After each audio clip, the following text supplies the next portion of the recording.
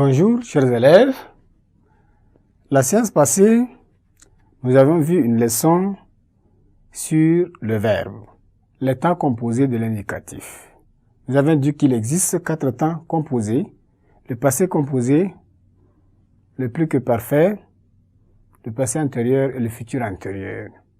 Nous avons dit que les temps composés expriment des actions déjà achevées, accomplies dans le temps. Donc, pour vous permettre de comprendre davantage cette leçon, on vous propose un exercice dont voici l'énoncé. Complète les phrases suivantes avec les temps composés qui conviennent. Vous avez déjà les temps composés et les pointillés sont là, les verbes sont mis entre parenthèses à l'infinitif et on vous demande de compléter ces pointillés-là au temps composé selon le sens de la phrase. Le maître pense que vous faire exprès de ne pas comprendre son cours. Quel est le temps qui convient à cette phrase-là? Le maître pense que vous, donc il pense aujourd'hui et que hier vous aviez, n'est-ce pas, fait exprès. Donc ça serait le passé composé. Donc le maître pense que vous avez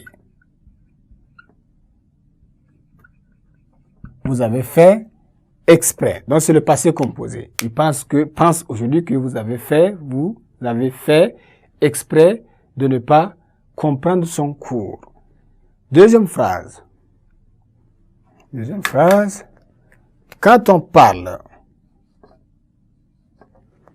ici, quand on parlait, point de suspension, de lui, son ami, protester. Donc, ici, on va utiliser, n'est-ce pas, les temps composés. 2 temps composés ici. Donc, on dira quand on avait. Quand on avait parlé de lui, quand on avait parlé de lui, son ami,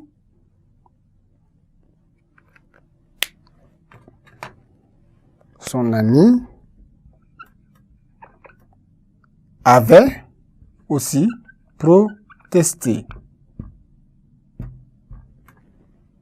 Quand on avait parlé de lui, son ami avait protesté. L'autre phrase, il rentrera dans 2 ans quand il finira ses études. Il rentrera dans 2 ans quand il aura fini ses études. Ici, c'est le futur antérieur. Seydou est admis au baccalauréat parce qu'il travaillait avec rigueur. Parce qu'il avait travaillé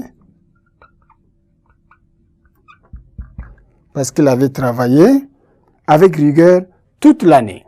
La dernière phrase, nous rentrerons quand l'infirmier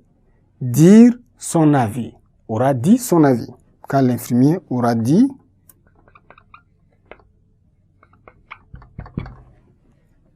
nous rentrerons quand l'infirmier aura dit son avis. Voilà les temps qui conviennent à ces phrases-là pour rendre, n'est-ce pas, compréhensible ce petit texte d'exercice. Chers élèves, vous êtes déjà à mesure de former les temps composés avec l'auxiliaire être ou l'auxiliaire avoir. Au revoir et à la séance prochaine.